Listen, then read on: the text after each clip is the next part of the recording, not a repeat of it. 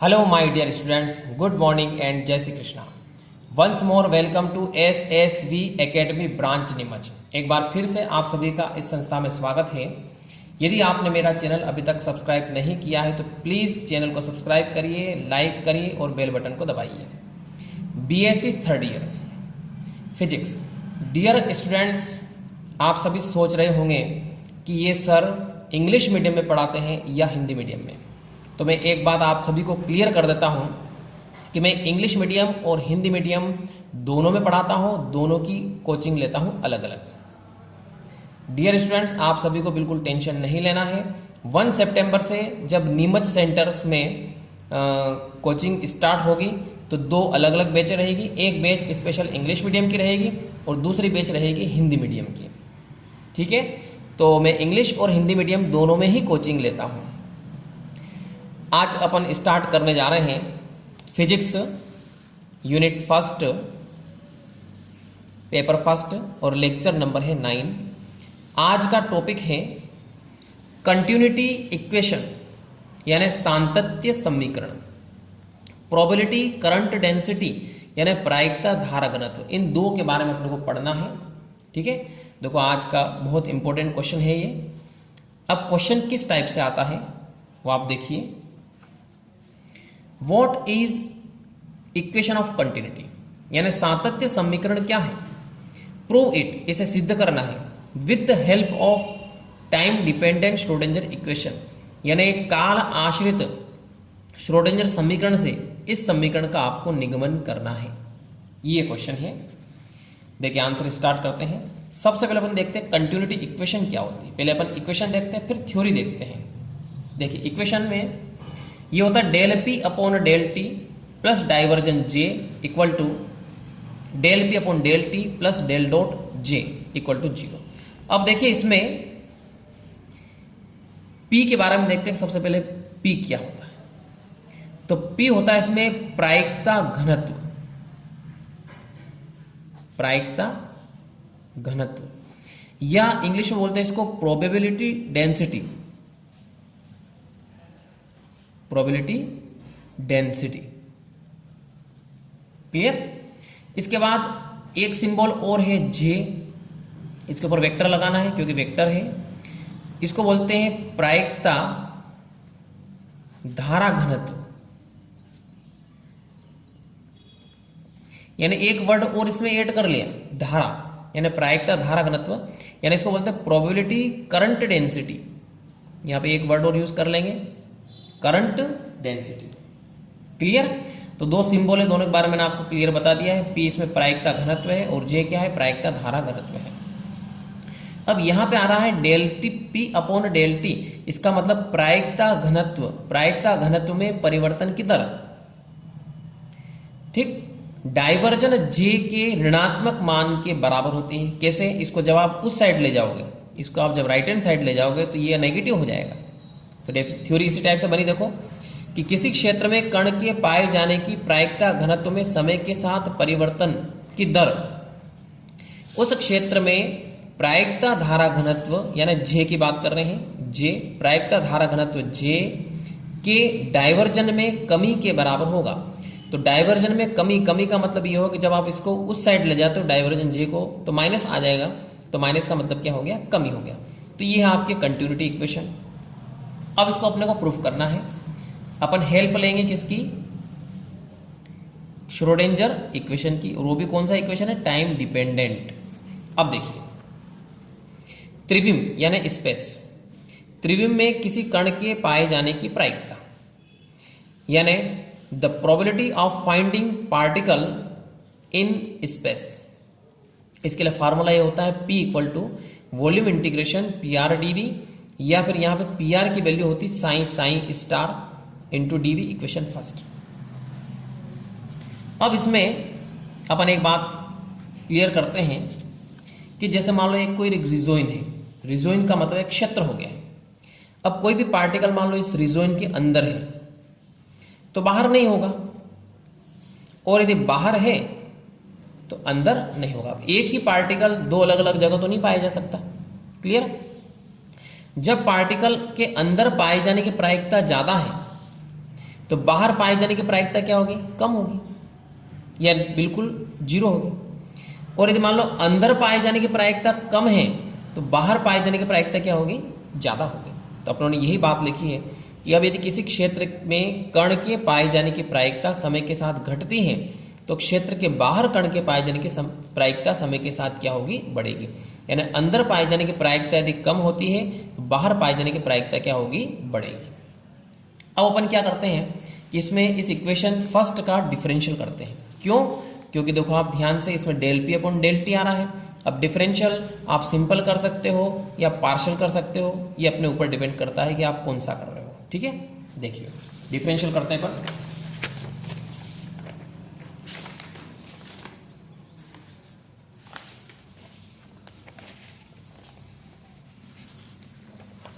ये देखिए, ये अपनों ने इसमें डिफरेंशियल कर लिया है। D p upon D t equal to d upon D t volume integration. अब डिफरेंशियल इसमें फर्स्ट सेकंड मान के करेंगे अपन, ठीक है। तो first function psi as it is, second का डिफरेंशियल हो गया, फिर plus second function psi star as it is और फर्स्ट का डिफरेंशियल हो जाएगा इनटू डीवी। अब अपने को क्या करना है कि ये वैल्यू निकालना है, ये वैल्यू निकाल करके इसमें अपन पुट कर देंगे। अब ये वैल्यू अपन कहाँ से निकालेंगे, तो इसके लिए अपन क्या करते हैं, श्रोडिंगर इक्वेशन का यूज करना है। देखिए श्रोडिंगर इक्वेशन का अपन यूज कर रहे हैं। तो श्रोडिंगर इक्वेशन कौन कौन सी होती है, देखो काल आश्रित श्रोडिंगर इक्वेशन,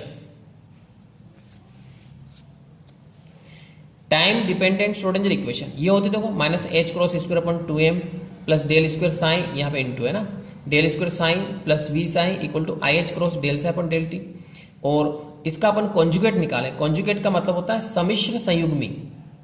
अब संयुग्मी सम्मिश्र या सम्मिश्र संयुग्मी ये कैसे निकालते हैं, इसमें क्या करेंगे, इस इक्वेशन में जहां जहां साइन आ रहा है वहां पे साइन स्टार लिख लो और आयोटा का चिन्ह बदल दो, प्लस है तो क्या कर दो, माइनस कर दो। अब अपन देखेंगे कि इस इक्वेशन 2 में ये आ रहा है sine del D sine upon D T, फिर sine star D sine upon D T. तो ये निकालने के लिए अपने को क्या करना पड़ेगा, इस इक्वेशन 3 में साइन स्टार से मल्टीप्लाई करना है, इसमें साइन से मल्टीप्लाई करना, फिर दोनों को माइनस करेंगे। देखिए आगे करते हैं कैसे होगा। फर्स्ट वाले में अपन क्या करते हैं, साइन स्टार से मल्टीप्लाई करते हैं, तो ये होगा minus h cross square upon 2m। Sine star से मल्टीप्लाई कर रहे हैं तो क्या आ जाएगा यहाँ पे, sine star del square sine और प्लस v, साइन स्टार से मल्टीप्लाई कर रहे हैं तो sine star sine equal to i h cross और मल्टीप्लाई कर रहे हैं अपन साइन स्टार से तो sine star del sign upon del t. ये इक्वेशन नंबर हो गया आपके 5। अब सेकेंड इक्वेशन एक और लेते हैं, इसमें साइन से मल्टीप्लाई करना देखो और इसके नीचे लिख देंगे अपन, ठीक है। इसमें साइन से मल्टीप्लाई करना है तो minus h cross square upon 2m, इसमें आ जाएगा sine del square sine star plus इसमें भी सेम आ जाएगा ऐसा कैसा, v sine star equal to i h cross, minus का आएगा देखो माइनस आई एच क्रॉस और यहाँ पे आ जाएगा आपके sine del sine star upon del t, equation 6। अब इन दोनों इक्वेशंस को क्या करना, अपने को माइनस करना है। क्लियर, दोनों इक्वेशंस को माइनस करते हैं तो माइनस करेंगे तो क्या होगा, देखो ये प्लस हो गया, ये माइनस हो गया और ये क्या हो गया, प्लस हो गया, ये कैंसिल हो जाएगा आपस में। इन दोनों में से क्या कॉमन निकल रहा, देखो माइनस कॉमन निकालना आपको, एच क्रॉस स्क्वायर 2m ये कॉमन निकालना अपने को। तो यहां से आएगा आपके sine star del square sine फिर minus sine del square sine star, ये बचेगा इधर से इक्वल टू। अब इन दोनों में आप देखो क्या कॉमन निकल रहा है, आई एच क्रॉस, तो आई एच क्रॉस कॉमन निकालेंगे तो अंदर क्या बचेगा आपके, sine star del sign upon del T और plus sine into del sine star upon del T. Is that clear. अब यहाँ से आई एच क्रॉस को हटा करके इधर लेके आ जाओ, तो देखो दोनों साइड में से एक एच क्रॉस को काट दें, एक एच क्रॉस यहाँ से दोनों साइड में से कट जाएगा। क्लियर? तो यहाँ से आप क्या आएगा, माइनस एच क्रॉस 2m और आई भी अपोन में आ जाएगा, तो ये आ गया 2im in bracket sine star del square sine minus sine del square sine star equal to, इधर क्या बचेगा, sine star del sign upon del t plus sine del sine star upon del t. इसको equation दे देते अपन 7। अब देखिए ये जो वैल्यू आ रही है, ये वैल्यू अपने को इक्वेशन 2 में पुट करना है। Putting this value in equation 2। अब देखिए वापस बताता हूं इक्वेशन 2 कैसी थी आपके सामने, ये देखिए इक्वेशन 2 है। इस इक्वेशन 2 में अपने को यहां पे ये वैल्यू रखना है। क्लियर? देखिए वैल्यू रखते हैं अपन, dp अपॉन dt को डेल p कर देते अपन, del p upon del T equal to, value put करेंगे तो ये कांस्टेंट को पहले लिख लें, इंटीग्रेशन के बाहर लिख लेते हैं 2im। अब इंटीग्रेशन के अंदर क्या रह जाएगा, ये रह जाएगा पूरा ब्रैकेट वाला sine star del square sine minus sine del square sine star. Clear? और बाहर क्या आ जाएगा, इसमें dv चल रहा है तो dv लिख लेंगे और इसको दे देंगे अपन इक्वेशन नंबर 8। ठीक? अब क्या करते हैं इसके बाद, इसके बाद अपन एक काम करते हैं कि यहां पे ग्रीन थ्योरम का यूज करते हैं, ग्रीन प्रमेय से।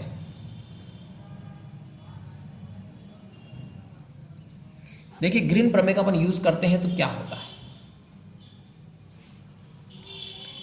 Del p upon del t, ये ऐसा कैसा है, equal to minus h cross upon 2im, ये भी ऐसा कैसा है। अब ग्रीन थ्योरम में क्या होता है कि वॉल्यूम इंटीग्रेशन बदल जाता है सरफेस इंटीग्रेशन में।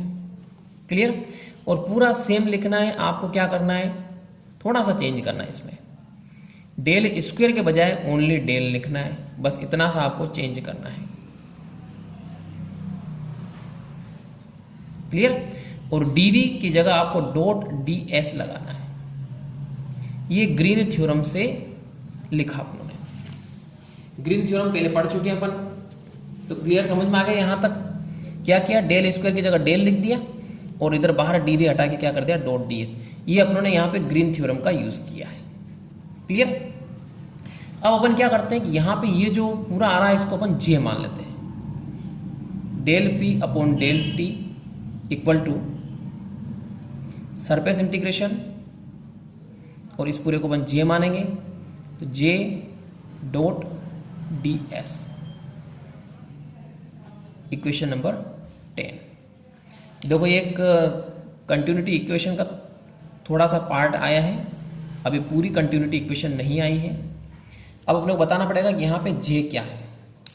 देखो j सिंबल के बारे में पहले अपन बता चुके हैं, जहाँ j किसको माना है लिखना पड़ेगा, minus h cross upon 2im और ब्रैकेट में sine star del sine minus sine del square sine star, इसको j माना गया।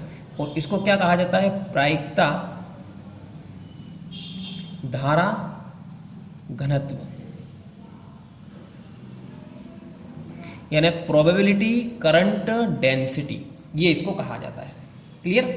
अब वापस अपन क्या करते हैं कि फिर से इक्वेशन 10 में अब सेकेंड प्रमेय यूज करते हैं अपन, गाउस की डाइवर्जेंस थ्योरम।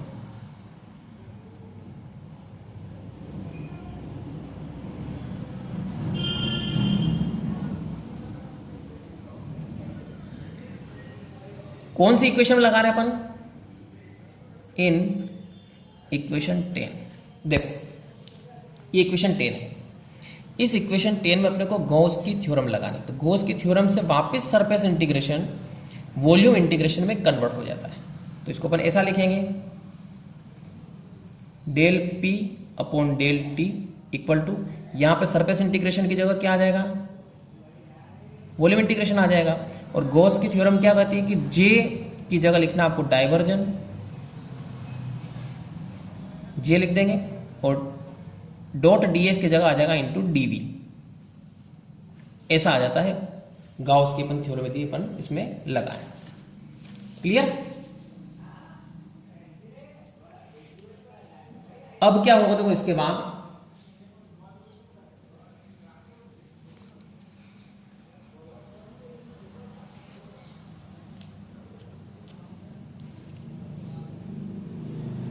एक बात और देखो, इसमें थोड़ी सी मिस्टेक हो गई है, सही कर लेते हैं।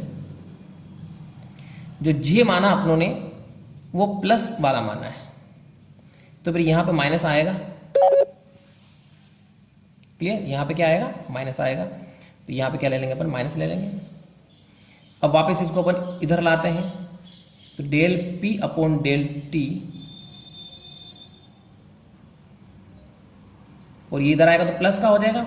अब वॉल्यूम इंटीग्रेशन और डीवी यहां पे हट जाएगा, तो ये आ जाएगा आपके ओनली डाइवर्जन जे, और इक्वल टू क्या रह जाएगा, 0 रह जाएगा। ये आपके कंटिन्यूटी इक्वेशन कंप्लीट हो गई है।